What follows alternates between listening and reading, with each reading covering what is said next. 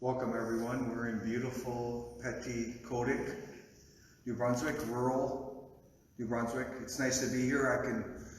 I can breathe the freedom here, the fresh air. Unfortunately, there was an incident earlier today. There was a local person that phoned into the administration here at this venue and left a threatening message. There was a possibility that the event would be shut down. So we managed to get this event going today, so I want to thank the people for coming out. We've been working with RCMP to ensure safety. But this has been the theme of the last week for NCA and our supporters and members. Ever since Halifax last Saturday, we've had people try to silence us, suppress us, yell obscenities, innuendos, acts of violence, theft the entire week. We've dealt with media spreading misinformation, false information. We've had elected officials, such as an MLA from Truro, spreading, in our opinion, incitement to hate. And we had similar conduct from a mayor. Unbelievable. A mayor was actively protesting us, and then using social media to spread hate, incitement to violence. These are all facts.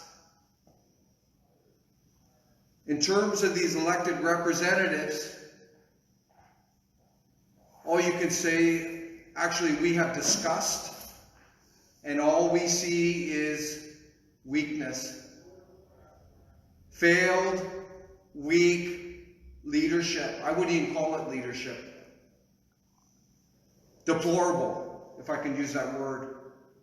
It's actually deplorable, the conduct of these so-called elected representatives. And and I'll take it further, shame on them. And I call on them. And I call on the people of New Brunswick, Nova Scotia, to demand their resignation from their mayorship, from their MLA. And I'm confident the silent majority in Nova Scotia, in New Brunswick, resonate with what I'm saying. They have crossed the line, and do the right thing and step down. Step down. That's our message. The real tragedy here is there was an opportunity for us to have a civil dialogue, and they chose another route. An ugly, dark, hateful route. Spreading the hate. But we're here tonight. This is about the Canadian people. NCA, as most people know, is a registered federal party. We're running in the upcoming federal election.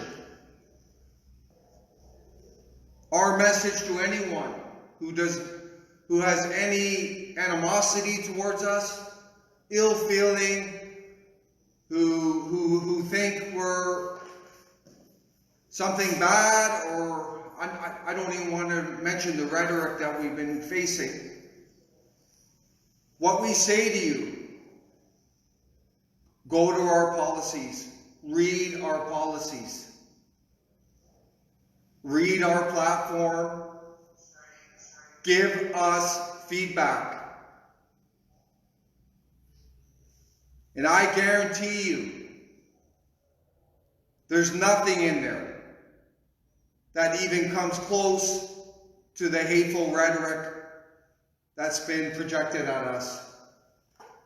And we need to start asking questions why this is going on. Our veterans, we all know this, our veterans died for our fundamental freedoms. They gave their lives. We have a veteran here, John Evans, who's running for us. And Bay Fundy, he's going to say some words. But our veterans died for these fundamental freedoms.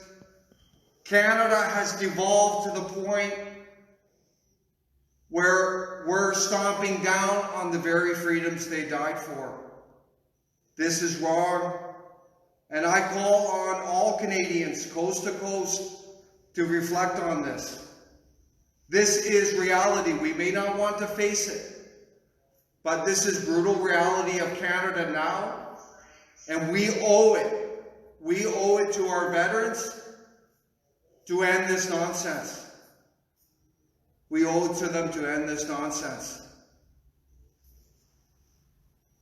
NCA is not done. We're only getting started. And we will be back in the Maritimes in the very near distance future.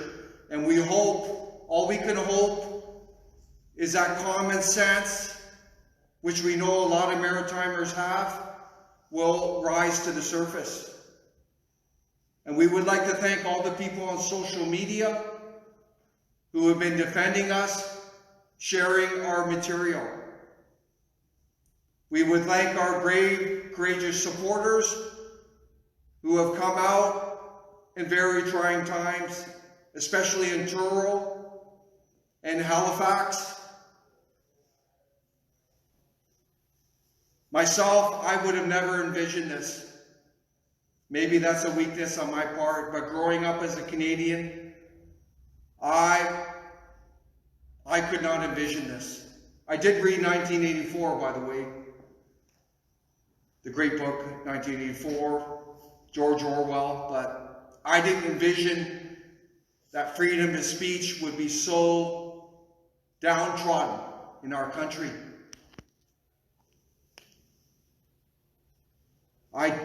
It's unbelievable. I think people should be shocked, disgusted, and moved to action.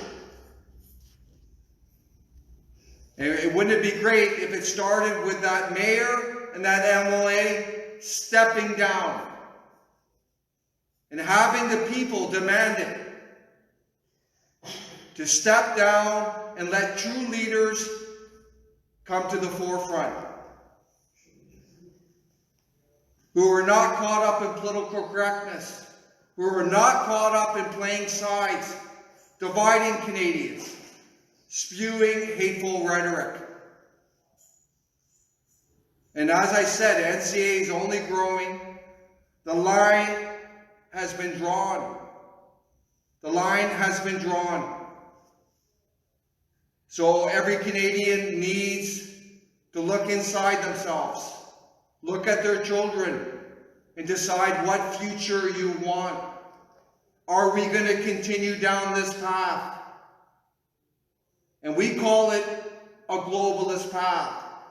If you don't know what that means, go to nationalcitizensalliance.ca, look at our policies, look at our videos, get on our social media, ask questions, get informed.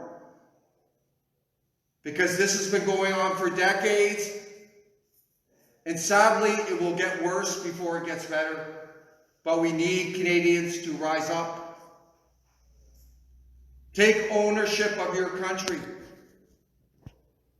Take ownership of your future. Do not let it be dictated by a mayor, an MLA, a top-down federal government dictating. Joe, just trust us. Just trust us. NCA wants to empower the Canadian people. We want to give Canadians a say in our future, a direct say. We're at crossroads, this country. This week has demonstrated it. This week has demonstrated it. So we call on all our supporters. Continue your efforts. We are growing. We are growing, and there's a clear choice, a very clear choice.